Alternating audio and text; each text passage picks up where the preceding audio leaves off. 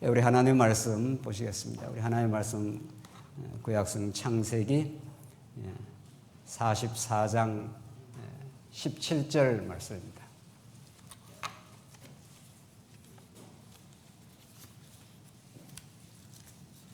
우리 하나님의 말씀 창세기 44장 17절 말씀입니다. 찾으신 줄 알고 봉독 드리겠습니다. 요셉이 이르되 내가 결코 그리 하지 아니하리라. 자니 그 손에서 발견된 자만 내 종이 되고 너희는 평안히 너희 아버지께로 도로 올라갈 것이니라. 유다가 그에게 가까이 가서 이르되 주여 원하건대 당신의 종에게 내 주의 귀에 한 말씀을 아래에게 하소서. 주의 종에게 노하지 마소서. 주는 바로와 같으심이니이다. 이전에 내 주께서 종들에게 물으시되 너희는 아버지가 있느냐 아우가 있느냐 하시기로 우리가 내 주께 아뢰되 우리에게 아버지가 있으니 노인이요 또 그가 노년에 얻은 아들 청년이 있으니 그의 형은 죽고 그의 어머니가 남긴 것은 그뿐이므로 그의 아버지가 그를 사랑하나이다 하였더니 주께서 우리 또 종들에게 이르시되 그를 내게로 데리고 내려와서 내가 그를 보게 하라 하시기로 우리가 내 주께 말씀드리기를 그 아이는 그의 아버지를 떠나지 못할지니 떠나면 그의 아버지가 죽겠나이다. 주께서 또 주의 종들에게 말씀하시되 너희 막내 아우가 너희와 함께 내려오지 아니하면 너희가 다시 내 얼굴을 보지 못하리라 하시기로 우리가 주의 종 우리 아버지에게로 도로 올라가서 내 주의 말씀을 그에게 아뢰었나이다. 24절까지 봉독드렸습니다. 오늘 지금 하나님께서 야곱의 족보, 그 언약의 족보를 이루어 가시는 여호와 하나님을 계시하시되 하나님께서는 우리가 너무도 잘 아는 요셉이라고 하는 그 사건을 통해서 이 자손 언약, 하나님 나라 백성들을 보호하시고 번창해 가시는 그 위대하신 하나님의 솜씨와 그 능력의 말씀을 우리가 지금 확인하고 있습니다. 하나님은 얼마든지 일거에라도 하나님이 약속하신 하나님 나라 백성, 구약적 언어로 말하면 자손 언약인데 그 자손들을 얼마든지 번창시킬 수 있는 하나님은 우리가 지금 몇 주간 확인한 대로 우여곡절과 파란만장한 요셉의 기구한 역사를 통해서 하나님은 이 자손 언약의 역사를 이루어 가십니다. 우리가 지금 살펴가는 오늘 본문의 내용은 어떻게 보면은 아주 지리할 정도로 긴 요셉의 시험이 이루어지고 있습니다. 우리 지난 시간 확인한 대로 언잔이라는 것을 이건 요셉이 형들을 시험하기 위한 이제 함정으로 몰아넣는 거죠. 현상적으로 볼 때는 이건 요셉의 형들이 부당하게 겪는 듯한 내용입니다. 요셉의 형들은 언잔을 훔쳐간 적도 없고 또 이전에 첫 번째 시험에서 돈을 그렇게 자기들이 도적질해서 가져가지 않았습니다. 돈을 요셉이 하나님의 섭리 가운데 그 자루에다 집어넣어 가지고 그들이 꼼짝없이 이제 도적질을 한 죄인이 되는 거죠. 그걸 통해서 그들이 벌벌 떨기도 하고 경악하기도 하고 도대체 어떻게 해서 이런 일이 생기느냐 하면서 그때부터 그들의 밑바닥에 깔려있는 신앙 양심이 움직이기 시작합니다. 지나온 20년에 꽁꽁 숨겨놓았던 그 죄악, 그 잔인하기 그지없는 그 죄악의 사건들이 이제 접촉이 되기 시작하고 하나님께로 이제 마음이 이제 움직이기 시작합니다. 그렇게 1차 시련으로 끝나지 않습니다. 이제 또 결정적인 시험입니다. 결정적인 시험이 우리 지난 시간 확인했던 언잔을 베냐민의 이제 자루에서 발견되게 하는 겁니다.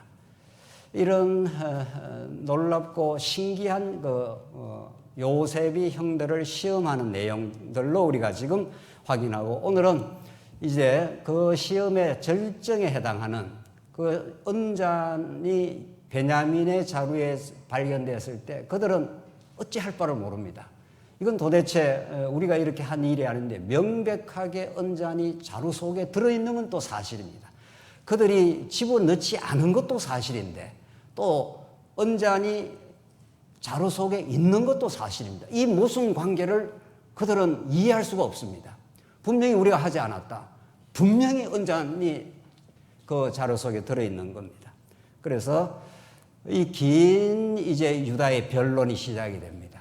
유다가 이 당혹스러운 이 시험을 경험하면서 지나온 역사 또 과거에 있었던 일들 지금 아버지와 베냐민의 그 관계 또 아버지가 얼마나 지독할 정도로 편애를 해서 형들이 요셉을 그렇게 할 수밖에 없었던 그 기우했던 역사 그 지나온 모든 역사의 스토리들이 이제 유다의 입을 통해서 이제 펼쳐져 나가는 내용이 오늘 본문의 내용입니다.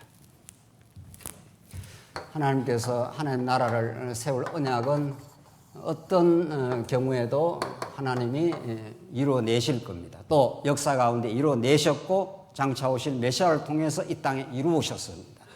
그걸 이루는데 이런 긴 역사가 이제 필요한 거죠. 긴 역사가. 그 언약을 이루는 첫 번째 과정이 형들 혹은 유다가 잔인하고 어처구니 없는 범죄를 저지르게 되고 그 범죄로 말미암아 이제 요셉은 엄청난 시련의 삶으로 몰려가게 되어 있습니다. 그래서 요셉 애굽에 팔려갈 뿐 아니라 죽을 뻔하다가 팔려갈 뿐 아니라 거기서 다시 이제 중상모략을 당해서 이제 순환을 겪게 됩니다.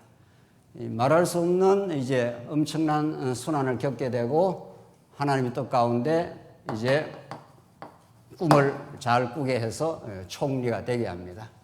그래서 이 극적인 이 반전의 스토리가 지금 하나님의 언약을 이루어가는 과정이죠. 그것도 범죄로부터 시작을 한다는 겁니다. 왜 하나님께서 이런 섭리를 가운데 두시느냐는 겁니다. 이렇게 이런 범죄 순환의 과정을 안 거치고도 하나님 능력 많으시기 때문에 얼마든지 이루어낼 수 있습니다. 이게 우리 세상살이 하면서 광야에서 겪는 일들입니다. 뭐 누구 탓할 것도 없습니다. 다 돌이켜보면은 근본적인 우리 죄악이 다 있는 겁니다. 그래서 우리가 애매한 순환도 많이 겪습니다. 자, 이런 과정을 하나님께서 겪게 하십니다. 그리고 그 순환 가운데 하나님께서 이제 형통케 하셨다고 합니다. 순환인데 성경은 그걸 하나님의 뜻대로 이루어가는 하나님의 나라를 이루어 가시는 그리함으로 하나님이 얼마나 능력 많으시고 그들을 그 모든 범죄를 용서해 나가시는 여호와 하나님을 가르쳐 주기 위한 교육의 섭리로 그렇게 섭리를 하신 겁니다. 그래서 이제 총리가 됩니다. 총리가 되고 나서 무슨 이제 7년 풍년을 거쳐 7년에 말할 수 없는 극심한 기근을 겪게 됩니다. 기근을 겪으면은 그 기근이 애굽에만 7년 기근이 아니라 온 세상에 기근이 왔다고 그랬지 않았습니까? 온 세상에 기근이 오니 그 야곱의 자손들이 총리에게로 올 수밖에 없도록 하나님께서 섭리하십니다. 그러니까 사람이 의지 따라서 내가 이쪽으로 가야 되겠다, 저쪽으로 해야 되겠다, 이거 전부 우리가 뭐 한다고 생각하는 것이 인본주의자들의 망상입니다. 우리도 과거에 다 하나님을 하나님답게 모르면, 보이지 않는 하나님을 모르면 사람이 자꾸 이렇게 한다, 저렇게 한다, 이렇게 판단하면 저렇게 되고 저렇게 판단하면 이렇게 된다고 자꾸 사람이 한다고 생각합니다. 뭐 사람이 한 거죠. 표면적으로는 형들이 했고 또 집어넣었고 총리가 되고 이게 다 현상적인 이유를 찾으면 현상에서 이유를 찾을 수 있습니다. 그러나 그것은 어디까지나 현상적인 이유일 뿐입니다. 자, 이제 점점 갑니다. 총리가 되겠습니다. 말할 수 없는 이제 기근이 찾아왔습니다. 기근이 찾아와서 형들이 총리 앞으로 그들이 잔인하게 죽이려고 했던 그 대적, 그 원수 같은 그 미움의 대상이었던 요셉 앞으로 딱 서게 됩니다. 이런 기가 막힌 드라마가 있을 수 없는 거죠. 그래서 요셉이 바로 형들을 알아봤습니다. 형들은 요셉을 모릅니다. 20년 세월 지나서 뭐 다 죽었든지 어디 이름 없이 팔려갔든지 그렇게 기억에서 잊어버리고 싶은 이런 거죠. 아예 그 잔인한 범죄를 하고 기억에서 아예 잊어버리고 싶은 요셉입니다. 그런데 그 요셉이 눈앞에 딱 나타난 겁니다. 요셉이 형들을 알아봤고 형들은 요셉을 모릅니다. 아직은. 요셉이 줄을 세울 때도 차례차례로 큰형 러벤 누구 세우니까 형들은 이상한 겁니다. 이게 뭐 무슨 이런 일이 있냐. 그 눈치는 못 채지만 느낌이 자꾸 이상한 느낌이 자꾸 생기는 거죠. 이 신비로운 하나님의 섭리가 자꾸 생깁니다. 그렇게 해서 요셉이 형들을 알아보고 우리가 오늘 지금 해나가는 지금 시험의 역사가 이제 이루어져 가는 거죠. 이 테스트는 형들을 괴롭히는 역사가 아니고 형들의 실체를 드러내는 겁니다. 이제 이 땅의 모든 우리의 삶의 역사는 우리의 실체가 어떤가를 자꾸 발견하게 하고 깨닫게 하여 우리를 괴롭히고 우리를 코너로 몰아넣는 게 아니라 하나님께서 마침내 그들의 죄악을 발견케 하고 무한한 하나님의 사죄 용서를 하나님께서 허락하시는 우리 하나님입니다. 이 사죄를 그쳐 그래서 온전한 화해의 역사, 이 극적인 해후의 역사를 만나게 해서 이스라엘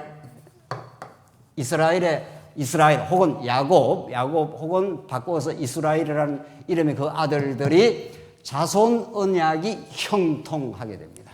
이 지금 과정을 지금 거쳐가고 있는 중이죠. 이 과정을.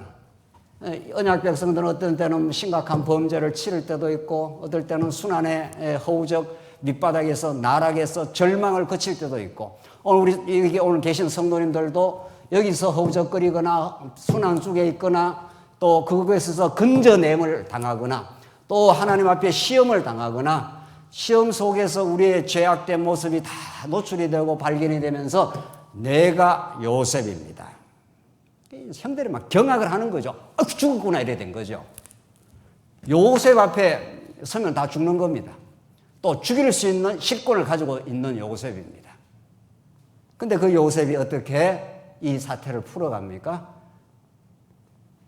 오늘 그 본문의 내용을 읽어 나가겠습니다. 유다가 이제 요셉이 우리 지난 시간에 이제 하나님이 우리 지난 기억나십니까? 16절 하나님이 종들의 죄악을 찾아내셨으니 세상에 우리는 언잔을 가져가지는 않았는데 언잔이라는 역사가 지나온 죄악을 하나님께서 찾아내시는 하나님의 방편입니다. 그래서 찾아내셨으니 우리와 이 잔이 발견된 자가 다 주의 노예가 되겠나이다. 그게 우리 지난 시간 16절 마지막 본문입니다. 이 언잔이 들어있는 베냐민만 당신의 종이 되는 게 아니고 우리가 다 종입니다. 이제는 다 우리는 뭐 다 죽은 목숨입니다. 유다가 이제 그렇게 이제 요셉 앞에 지금 변론을 시작을 하는 겁니다. 그러니까 요셉이 딱 이런 지하에 딱 거절해 버립니다. 뭐라고 합니까? 17절 요셉이 이르되 내가 결코 그리 아니하리라. 잔이 그 손에서 발견된 자만 내 종이 되고 너희는 평안히 너희 아버지께로 도로 올라갈 것이니라. 이건 또 무슨 소리입니까?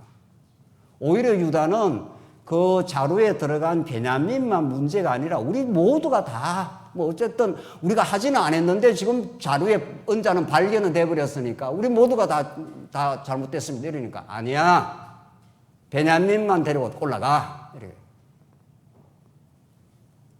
이거는 유다와 그 형제들이 도저히 할 수 없는 일입니다. 이 베냐민을 안 데려가다니 지금 아버지 요셉은 베냐민을 지금 안 놔주려고 그렇게 붙들고 하다가 설득하고 우리가 다 죽습니다. 우리가 이렇게 그냥 베냐민 안 데려가면 우리는 다 죽은 목숨입니다. 또 굶어 죽습니다. 다 이렇게 해서 지금 베냐민을 억지로 정말 해서 데리고 온 사건 아닙니까? 베냐민이 딱 걸려버렸습니다. 그리고 우리가 전부 다 죽은 목숨이다 그러니까 요셉은 그러니까 올라가 이렇게 평안히 올라가고 베냐민만 남아. 이게 지금 뭘 의미합니까? 하나님께서 점점 형들이 빠져나갈 수 없는 상황으로 자꾸 이 테스트가 진행이 되는 겁니다. 뭐 이렇게도 해보고 저렇게도 해보고 뭐 지금 이렇게 어떤 일을 해도 하나님이 딱 쳐놓은 그물망을 벗어날 길이 없습니다. 율법이라는 게 무엇입니까?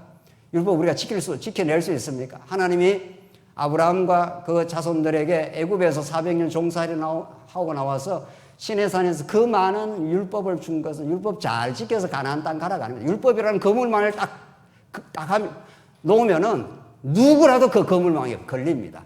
아, 나는 율법 몇 개 지키고 너는 10개 지켰지 나는 5개밖에 안 범해서 이런 말이 아무 의미 없는 겁니다. 그냥 거물망에 딱 걸리는 겁니다. 모든 존재가. 유다가 드디어 과거를 회고합니다. 이거 기가 찬 일이 일어난 거죠. 이거 지금 이거 어떻게 빠져나갈 길이 없는 겁니다. 그래서 지난날 과거 역사가 유다의 의식 속에 떠오르는 겁니다. 이건 뭐 요셉이라고 보고 지금 이야기를 하는 게 아니지 않습니까? 요셉인 줄 모릅니다. 20절 다시 보십시오. 우리가 내 주께 아뢰되 우리에게 아버지가 있으니, 이게 야곱입니다. 노인이요 또 그가 노년에 얻은 아들 청년이 있으니 그의 형은 죽고, 누구죠? 요셉은 죽고, 그의 어머니가 남긴 것은 그뿐이므로, 이 베냐민입니다. 그의 아버지가 그를 사랑하나이다. 이거 지금 유다가 정말 뼈아픈 이야기입니다. 이거 유다는 그냥 과거에 있었던 일을 자기도 모르게 무의식에 담겨있던 일이 의식적으로 막 이야기가 지금 진행이 되는 겁니다. 뭐 언제 내가 네 이야기 듣고 싶었어? 지금 그럴 거 아니에요, 요셉은? 이제 요셉이 그냥 만약에 요셉이 아니라면 말이죠. 저것들 다 집어넣어 해보면 끝나는 겁니다. 그런데 요셉의 마음과 유다의 마음을 하나님께서 움직이면서 지난날 역사가 이렇게 노출이 되어 가는 겁니다. 야곱에게는 12아들이 있었지만은, 야곱에는 4사람의 아내가 있었지만은 실제는 아내가 하나고 아들은 둘밖에 없는 겁니다. 이게 무슨 말인지 아시죠? 야곱에게는 12아들이 있는 게 아닙니다. 역사적 사실로는 12아들이 있지만 야곱의 마음에는 2아들, 그 중에도 요셉밖에 없고, 그리고 아내가 4이지만은 레아는 눈에도 들어와 있지 않습니다. 야곱에는 오직 라헬입니다. 그러니까 오늘 본문이 지금 그렇게 나오지 않습니까? 그의 어머니가 남긴 것은 그뿐이므로 그의 아버지가 그를 사랑하나이다. 이 지독한 편애 말이죠. 이 빗나간 사랑, 야곱이, 이것이 10형제를 격분하게 만들었고 시기하게 만들었고 지금 요셉을 죽음의 궁지로 몰아넣는 직접적 이유가 된 거죠. 이렇게 일이 된 겁니다. 요셉이 지금 그걸 듣고 있지 않습니까? 요셉은 사실은 인간은 누구라도 자기 중심적이기 때문에 내가 형들에 의해서 순환을 받았다, 그것만 기억할 수가 있는 겁니다. 인간적으로 요셉은 형들의 이 잔인한 죄악에 의해서 내가 이 엄청난 순환을 받았다 생각할 수 있지만은, 형들은 형들의 입장에서는 아버지 야곱이라는 사람이 있는데 그에게는 어머니는 한 분밖에 없고 아들도 둘밖에 없습니다. 이 말이에요. 그걸 지금 요셉 앞에서 이야기하는 거죠. 요셉은 자기가 미처 생각하지 못했던 생각의 범주를 이제 드디어 생각해내는 지금 계기를 지금 만들어가는 겁니다. 이런 일들이 착착 진행이 되면서 요셉의 마음을 하나님께서 움직여 나가시고 있는 중이죠. 우리는 우리 앞에 일어난 일, 내가 경험한 어떤 판단, 그거밖에 잘 모르는 겁니다. 인간이라는 거는 역지사지 잘 안 됩니다. 우리는 내가 본 게 다라고, 내가 본 판단, 내가 본 게 세상 전부 다라고 판단하기가 얼마나 쉬운지 모릅니다. 요셉은 틀림없이 그런 거예요. 이 형들 때문에 내가 지금 순환을 받았어. 하나님으로 내가 지금 위로는 받았지만 하면서 형들에 대한 복합 감정이 있는 거죠. 형들에 대한 아주 복합적인 감정이 있는 겁니다. 그런데 유다가 언제 유다한테 너 옛날 너 가정사 이야기해라 이런 말 하지 않았지 않았어요? 유다는 그게 무의식적으로 막 움직여 나가는 겁니다. 우리 아버지한테는 어머니 한 분밖에 없습니다. 그리고 그 아들도 둘밖에 없습니다. 우리는 다 핫바지입니다. 이런 말이죠. 그 요셉이 그 말을 지금 듣고 있는 거 아니에요? 하하, 그랬구나 지금. 그런 이야기가 지금 진행이 되고 있는 중입니다. 기가 막힌 유다의 변론입니다. 이게 정말. 27절로 조금 넘어갑시다. 이렇게 해서 지금 막내 아우가 아버지가 죽자고 안 낳아줬습니다. 그런데 설득에 설득을 거듭해서 이 길밖에 요셉 총리에게로 가는 길밖에 없어서 이렇게 데리고 왔는데 이 일이 지금 벌어졌습니다. 지금 그 말을 지금 유다가 하고 있죠. 27절 보십시다. 주의 종 우리 아버지가 우리에게 이르되 너희도 알거니와 내 아내가 내게 두 아들을 낳았으나 하나는 내게서 나갔으므로 내가 말하기를 틀림없이 찢겨 죽었다 하고, 지금 야곱의 이야기예요. 이게 찢겨 죽었다 자식이. 내가 지금까지 그를 보지 못하거늘. 28절 요 표현 보십시오. 야곱은 죽었다고 보고는 들었는데 그 자식을 참아 놓을 수가 없는 겁니다. 이거 우리 충분히 이해가죠? 그래서 실종한 자식이 더 힘들다는 겁니다. 아예 결론이 난 것보다도 실종을 해버리면은 그게 혹시라도 어디서 있을까? 이 가슴에 박힌 못을 풀 수가 없다는 겁니다. 인간적으로 말하자면 지금 야곱이 그런 이야기예요. 지금까지 그를 보지 못하거늘 혹시라도 만에 하나라도 억만 분의 하나라도 혹시라도 있으면 이런 말이죠. 이게 자식입니다. 29절 너희가 이 아이도 내게서 데려가려 하니 만일 재해가 그 몸에 미치면, 이제 이 베냐민까지 다 데려가려 하니 재해가 그 몸에 미치면 베냐민도 어떻게 되면 나의 흰머리를 슬퍼하며 서울로 내려가게 하리라 하니, 이게 이제 야곱의 고백이었다는 거죠. 내가 마지막 남은 끈은 베냐민인데 그럼 형들은 뭡니까? 그러면 형들은 아버지에게는 요셉만 있고 베냐민만 있냐고요. 지금 성성한 자식들이 지금 10명이나 지금 살아있는데도 야곱은 그 10명은 눈에 들어오지도 않습니다. 이 지독한 빗나간 사랑 말이죠. 이것이 이런 문제를 지금 일으킨 거 아니에요.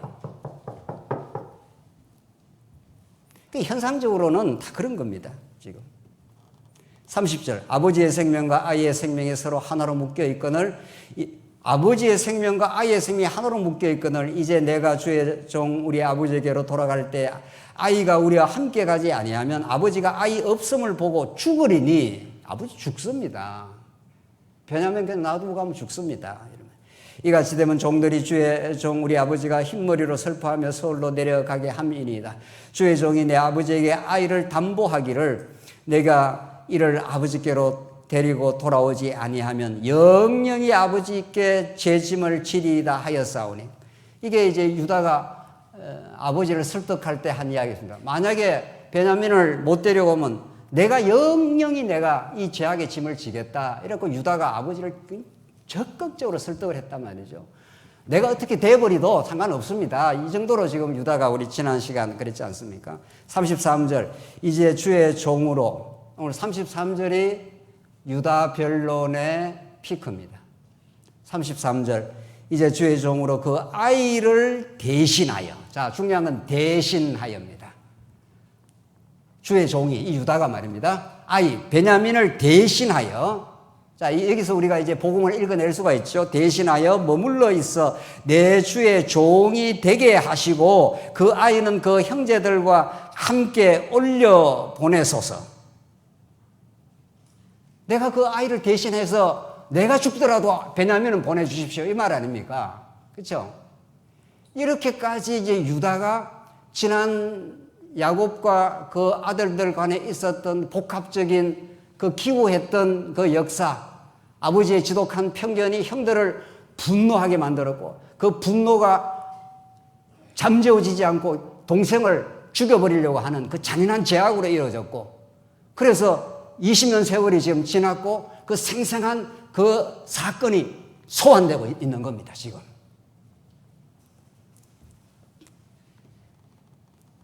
주의 종으로 그 아이를 대신하여 머물러 있게. 내가 베냐민 대신 죽겠습니다. 이런 말이죠. 이 아이만은 좀 보내주십시오. 이때 요셉의 그 마음이 드디어 움직이기 시작하는 겁니다. 요셉은 지나온 세월 모두를 하나님의 뜻 가운데 총리가 되고 이제 궁극적으로 큰 흐름 속에서 하나님 주신 믿음으로 이 질곡과 이 모순 덩어리인 이 인생과 역사를 이제 마음속에 큰 선에서는 이미 풀었죠. 그러니까 지금 시험을 하고 있잖아요. 그렇지 않으면 시험을 할 이유가 없습니다. 지금 잡아 죽여 전부 감옥에 더 집어넣어버려 이러면 끝나는 길인데, 큰 선에서는 요셉은 하나님이 함께 하시고 형통했고 지나온 모든 역사가 형들이 하긴 했지만은 이것이 하나님의 섭리라고 이미 받아들인 거죠. 근데 그런 큰 원리 속에서는 정리가 되어 있지만 요셉의 이 곡절한 이 변론이 요셉의 마음의 심금을 지금 움직여 놓고 있는 거죠. 막 움직이고 들어가는 거죠. 우리들도 너무 힘들었단 말이죠. 아버지에게는 어머니는 한 분밖에 없고 요셉과 베냐민밖에 없습니다. 지금 없었습니다. 이런 거죠. 지금 요셉한테 하는 이야기가 아니에요. 그냥 지나온 역사를 지금 그 심경을 지금 이야기할 뿐이에요. 지금 34절 그 아이가 나와 함께 가지 아니하면 내가 어찌 내 아버지에게로 올라갈 수 있으리까? 두렵건대 제 해가 내 아버지에게 미침을 보리다. 이건 분명히 베냐민 안 데려가면 다 우리 아버지 죽습니다. 이런 거죠. 제발 살려주십시오. 이런 말이죠. 내가 대신 죽겠습니다. 이런 말이죠. 이 유다는 장차 오실 메시아의 예표니까 말이죠.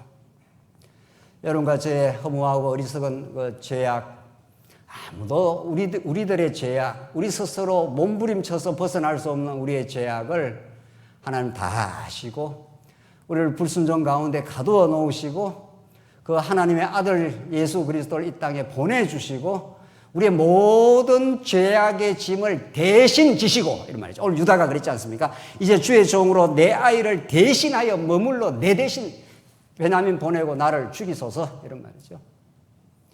이 희생 제물, 이 대속의 제물 없이 우리 인생의 죄악은 끝나지 않습니다. 45장 요셉이 시종하는 자들 앞에서 그 정을 억제하지 못하여 소리질러 모든 사람을 자기에게서 물러가라 하고 그 형제들에게 자기를 알리니 드디어 이제 자기를 알립니다. 성경에서 계시하신다는 게 그런 거죠. 하나님이 어떤 분인가를 이제 계시하듯이 요셉은 숨겨져 있고 형들은 요셉을 알지 못합니다. 이게 요셉이 자기를 드러내 보여줘야 형들이 아는 겁니다. 그래서 기독교는 계시의 종교입니다. 인간이 아무리 노력하고 몸부림치고 선행을 하고 공로를 쌓고 이렇게 해서 하나님께로 나갈 길이 없습니다. 요셉이 모든 걸 알고 있고 요셉이 형들의 심경과 그 억울함과 모든 걸 다 압니다. 그들의 잔인한 죄악을 다 압니다. 모르는 게 없습니다. 지금 요셉은 인간적으로 유다의 그 변론을 듣고 드디어 이제 이런 일도 있었구나 이렇게 지금 깨달아가는 거죠. 그래서 요셉이 자기를 이렇게 드러내 보여줍니다. 하나님이 여러분과 저에게 말씀이 육신이 되어 우리 가운데 찾아오시지 않으면 우리는 은혜를 알 수가 없습니다. 여러분과 제가 지금 은혜의 말씀을 깨닫고 이렇게 교회 생활하는 것 자체가 전적인 은혜입니다. 우리의 공로가 어떤 것도 없습니다. 아무리 우리가 개척교회를 수십 개 하고 봉사를 하고 수천만 원 수억을 연보를 했어도 우리의 공로가 아니라는 겁니다. 은혜만이 우리 인생을 설명하고 하나님의 그 넘치는 긍휼과 자비하심만이 우리 교회를 설명할 수 있는 유일한 근거입니다. 요셉은 자기를 알려줍니다. 그때 요셉이 2절 요셉이 큰 소리로 우니 애굽 사람에게 들리며 바로의 궁중에 들리더라. 요셉이 그 형들에게 이르되 나는 요셉이라 내 아버지께서 아직 살아 계시나이까. 형들이 그 앞에서 놀라서 대답하지 못하더라. 이게 드디어 요셉 드라마의 절정 사건입니다. 나는 요셉이라 내 아버지가 살아 계시나이까. 4절 요셉이 형들에게 이르되 내게로 가까이 오소서. 그들이 가까이 가니 이르되 나는 당신들의 아우 요셉이니 당신들이 애굽의 판자라. 참 요셉 정말 아주 절묘합니다.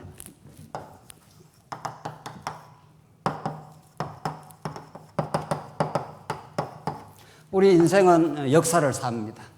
역사를 언제 태어나서 언제 이렇게 살다가 언제 죽게 되는, 우리 인류는 알파요 오메가 되신 하나님께서 태초에 역사를 시작하시고 마침내 예수님 다시 오시면 역사가 종결될 것입니다. 이 역사가 우리 인생의 범주입니다. 살아가는 우리의 형식입니다. 어떤 인생도 이 역사의 범주를 떠나가지 않습니다.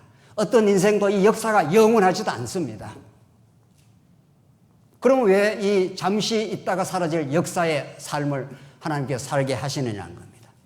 하나님 역사 가운데 이런 일 저런 일을 경험하고 실제화 되도록 만듭니다. 그러나 그 역사 그 자체에 목적이 있지 않습니다. 오늘 요셉은 나는 요셉이라 했지 않습니까? 나는 당신들의 아우 요셉이니 당신들이 애굽의 판자라. 역사적 현상으로 볼 때는 분명히 누가 팔았습니까? 그걸 지금 요셉이 적시하고 있는 겁니다. 당신들이 나를 팔았습니다. 그건 역사적 해석입니다. 그렇죠? 네. 역사 가운데 A라는 사람이 있고 B라는 사람이 있습니다. 형들이 있고 요셉이 있습니다. 당신들이 나를 팔았습니다. 이건 역사의 사실입니다. 그러니까 역사적 사실이라는 게 중요합니다. 역사적 사실이 없이 복음만 이야기한다? 그렇게 되지 않습니다. 그 신비주의자들이 그렇게 하는 거죠. 역사 필요 없어. 기도원 가서 하나님과 직접 다이렉트로 만나고 다이렉트로 그냥 계시 받아버리면 돼. 그게 신비주의자들. 역사의 감각이 없는, 역사의 그 고통과 역사의 회복, 그 역사를 만나지 못하는 사람들. 또 반면에 역사를 무시한 이 복음, 신학도 문제지만은 또 뭐도 문제라고요? 신학을 무시하고 복음의 그 궁극적 가치를 도외시하고 역사만 계속 이야기하는 수도 있어요. 누가 어떻게 했고 누가 어떻게 했고 누가 어떻게 했고 누가 어떻게 계속 역사 이야기만 하는 거예요. 역사 이야기만. 역사 내에서 무슨 해답이 나오지 않습니다. 요셉은 지금 정확하게 역사를 적시하고 있습니다. 무슨 요셉은 지금 몽롱한 환상을 이야기하지 않습니다. 분명히 역사적 사실로 있었습니다. 그걸. 나는 당신들의 아우 요셉이니 당신들이 애굽의 판자라. 역사만을 이야기하고 복음을 이야기하지 않고 신학, 역사를 경륜하시는 그 하나님을 이야기하지 않으면 역사주의의 함정에 빠져서 허우적거리고 답을 찾지 못합니다. 반대로 신학만 이야기하고 복음만 이야기하면은 역사를 무시해버리면 뭐가 어떻게 된 거야? 어떻게 해서 이렇게 우리는 하나님을 알게 돼? 몽롱하게 되는 거죠. 그러니까 역사주의도 잘못된 거고 이 신학주의도 잘못된 겁니다. 성경은 역사를 통해서 하나님이 어떤 분인가를 지금 가르쳐주면서 그 역사의 모순과 역사의 죄악 그 전체를 싸잡아가지고 합력하여 선을 이루어냅니다. 그렇죠? 그래서 역사 가운데 우리가 어리석었던 거 있으면 고백하게 만들고, 지금 2차례의 시험을 거치면서 형들은 자기들도 알지 못하는, 또 잊어버리고 싶었던, 다시는 기억해내고 싶었던 그 잔인한 죄악의 그 경험들이 자꾸 떠오르기 시작한 거죠. 그리고 자기도 모르게 내가 베냐민을 대신하여 죽겠습니다. 이렇게 된 거죠. 그러나 아직 결론은 나지 않았습니다. 역사의 결론은 나지 않아요. 역사가 계속 지금 진행되고 있지만 이 모순 덩어리의 역사, 이 죄악의 역사, 고통으로 범벅진 역사, 때로는 그 고통 속에서 희열을 만나는 역사, 이 모든 역사가 우리에게 답을 주지 않습니다. 마침내 역사는 예수님 오시면 두루마리 말리듯이 완전히 사라질 것입니다. 그런데도 역사 속에 의미가 있냐고요, 우리 속에. 예. 무슨 정권이 들어서면 무슨 이 나라가 변할 것 같은 이런 환상, 이게 역사를 사는 사람들입니다. 학창시절 학교에 들어갔더니만 선배들이 우리는 이 질곡과 모순의 역사를 그냥 두고 있을 수 없다. 1학년 들어갔었는데 3학년 선배가 그렇게 이야기하는데 얼마나 멋있게 보이는지 말이죠. 저 사람이야말로 역사에 책임을 지는 사람들이구나. 세월이 지나서 보니까 전혀 그렇지 않습니다. 역사를 책임지는 그런 능력이 있냐고요, 우리 인생이. 역사를 책임지는 게 아니라 우리는 역사를 살면서 하나님을 배우고 그 하나님의 그 은혜 속에 살다가 하나님께서 역사를 마침내 복음으로 성화시켜낼 것입니다. 마침내 복음으로 이 질곡과 모순의 역사, 죄악으로 범벅진 역사를 통해서 5절 당신들이 나를 이곳에 팔았다고 해서 분명히 형들이 팔았습니다. 분명히 형들이 팔았어요. 역사적 차원에서는. 근심하지 마소서, 한탄하지 마소서. 하나님이 드디어 나오죠. 하나님이, 이게 신학입니다. 이게 우리 그냥 성경대로 말하면 복음입니다. 하나님이 생명을 구원하시려고 나를 당신들보다 먼저 보내셨나이다. 아유, 이거 역사는 분명히 형들이 요셉을 팔아넘겼지 무슨 똥단지 같은 소리야. 지금 이렇게 나오죠. 역사에만 시각이 매여 있는 사람들, 불신자들 이런 겁니다. 그러나 하나님은 역사의 경륜을 통해서 당신들이 나를 팔아넘겼지만은 하나님은 이 질곡의 역사를 통해서 이제 하나님이 어떤 분인가를, 자손 언약을 이루시는 여호와 하나님이 역사의 참된 주관자이심을 가르쳐 주시려고 지금 이 20년의 이 고난의 세월을 거치고 형과 동생이죠. 동생 요셉과 형들의 이 극적인 화해의 장면을 하나님께서 만들어내는 거죠. 나를 당신들보다 먼저 보내셨나이다. 6절 이 땅에 2년 동안 흉년이 들었으나 아직 5년은 밭갈이도 못하고 추수도 못할지라 하나님이 큰 구원으로 당신들의 생명을 보존하고 당신들이 나를 팔아넘기지 않았으면 우리는 다 죽는 겁니다. 그 말이죠. 실제로 다 죽을 겁니다. 7년 대기근을 무슨 수로 견뎌냅니까?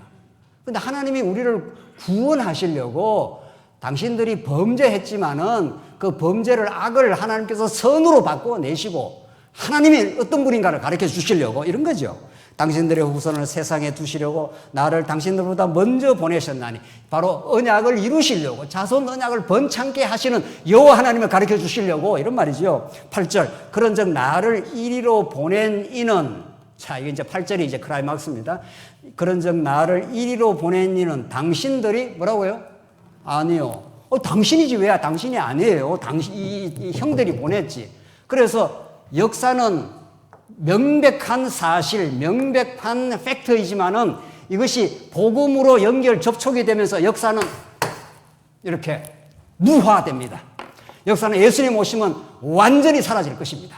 완전한 새하늘과 새 땅, 영원한 나라가 이루어질 것입니다. 그 과정에 역사의 여정 속에 우리가 부족했고 우리가 범죄했던 인생이고 하나님의 은혜가 아니면 살 수 없는 것을 우리는 발견케 했고 넘치는 하나님의 은혜와 용서와 그 극적인 화해를 만들어내시는 하나님. 이게 야곱 족보의 스토리입니다. 이 언약 족보의 이 놀라운 스토리는 이렇게 구약 역사에서 끝나지 않았습니다.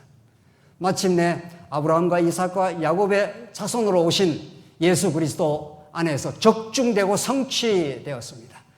온 인류가 죄악 가운데서 몸부림치고 답을 찾지 못하고 역사 안에서 답을 찾아보려고 정치를 바꾸고 뭘 하고 과학을 만들고 온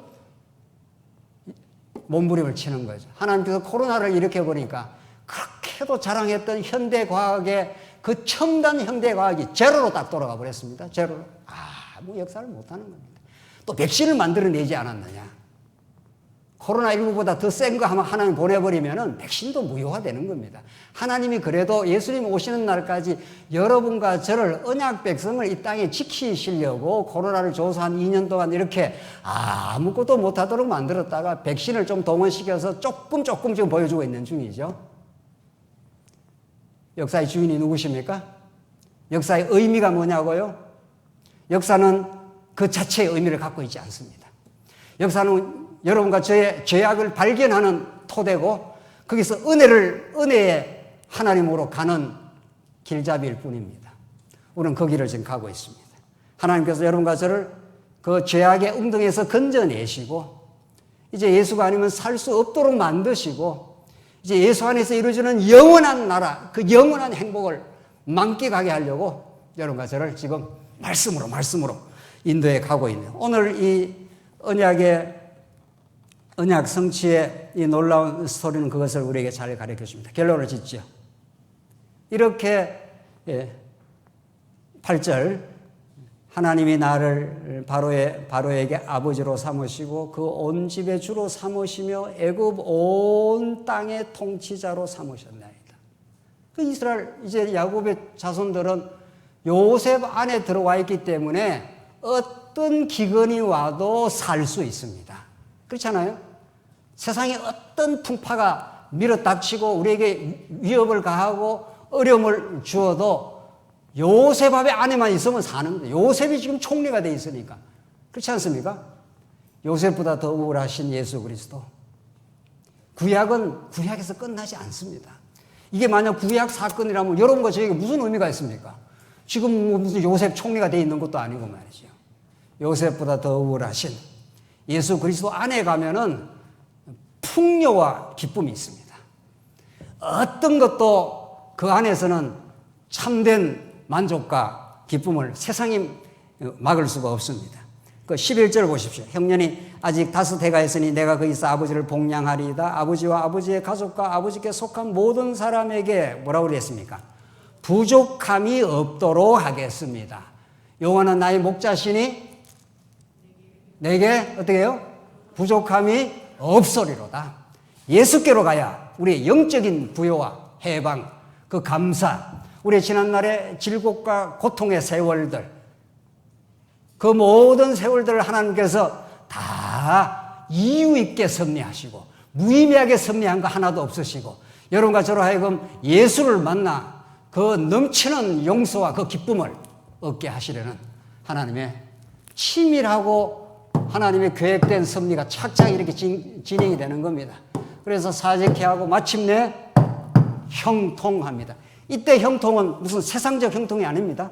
구약에서 형통은 자손이 번창하고 기근에서 먹을 것이 생겨나지만은 이건 구약적 형통이잖아요. 신약적 형통은 하늘의 신령한 복으로 예수 그리스도 안에 우리를 예정하사 우리를 죄 없다 하시고 성령께서 인치시고 우리를 하나님 자녀로 삼으시고 오늘 이렇게 여러분과 저로 하여금 이 코로나 중에도 보호하시고 은혜의 말씀 속에 살게 하시는 그 하나님으로 살게 하려고 그 여호와 하나님이 참으로 살아계시고 그는 능력 많으시고 신실하시고 우리의 죄악을 죄악대로 갚지 아니하시는 하나님입니다. 여러분과 저의 죄악을 만약에 심판하신다면 죄악대로 갚으신다면 누가 하나님 앞에 설 자가 있겠느냐? 이게 복음이 가르치는 바입니다. 그래서 부족함이 없게 하고 18절 너희 아버지와 너희 가족을 이끌고 내게로 오라. 내가 너희에게 애굽의 좋은 땅을 주리니 너희가 나라의 기름진 것을 먹으리라. 20절 또 너희의 기구를 아끼지 말라. 온 애굽 땅에 이건 같이 읽을까요? 온 애굽 땅에 뭐라고 되어 있습니까? 좋은 것이 너희 것임이라. 좋은 것이 이 땅에 좋은 것은 전부 너희 거야. 형통해 만사가 합력해서 선을 이루고 마라. 이게 하나님께서 이 질곡과 고난의 역사를 섭리하시는 요셉의 형들의 범죄와 그 모든 범죄를 테스트를 거쳐 사죄하시는 하나님의 은총을 깨닫게 하려고 하나님 에덴 동산에서 그 넘치고 풍요한 하나님의 은총의 그 하나님 나라인 에덴을 만들어 주시고 선악과를 주신 겁니다. 선악과만 주신 게 아니고 생명나무도 주셨지 않았어요? 그렇죠? 선악과만 주었으면 인류가 다 죄악 가운데 헤어날 수가 없는 거죠. 선악과를 주신 것은 그들이 하나님 앞에 얼마나 어리석은 범죄함을 깨닫게 하시고 생명과를 주셔서 범죄한 그들을 살려내십니다. 그러니까 선악과와 생명과가 상대적인 거죠. 요셉의 형들의 범죄와 사죄가 상대적인 거죠. 이 땅에 십자가와 부활이 상대적인 거죠. 십자가로 모든 죄를 다 사하시고 부활로 우리를 죄 없다 해주시고 이 땅의 갈등과 화해가 전부 상대적인 거죠. 하나님 우리에게 주신 어떤 것도 로마서 8장 28절이 오늘 결론입니다. 우리가 알거니와 하나님을 사랑하는 자, 곧 그의 뜻대로 부르심을 입은 자들에게는 모든 것이 합력하여. 우리 지난날에 어리석은 실수, 범죄, 갈등, 고통, 그 모든 것을 하나님께서 걸음으로 삼으셔서 예수께 접붙여서 포도나무 대신 예수 안에서 그 아름다운 그리스도의 열매를, 그의 용서하심을, 그의 긍휼과 자비하심을, 그의 능력 많으심을, 그분으로만 살 수 있음을 깨닫게 하시는, 선을 이루어내시는 하나님께서 우리와 동행하고 계십니다. 기도하십시다. 자비하신 하나님 아버지, 은혜를 감사합니다. 하나님, 그 크고 놀라운 섭리 가운데 합력하여 선을 이루어내시는 그 기묘한 섭리를 바라보며 저희들 미래의 소망을 가지고 전진케 하시옵소서. 예수 그리스도의 이름으로 기도하옵나이다. 아멘.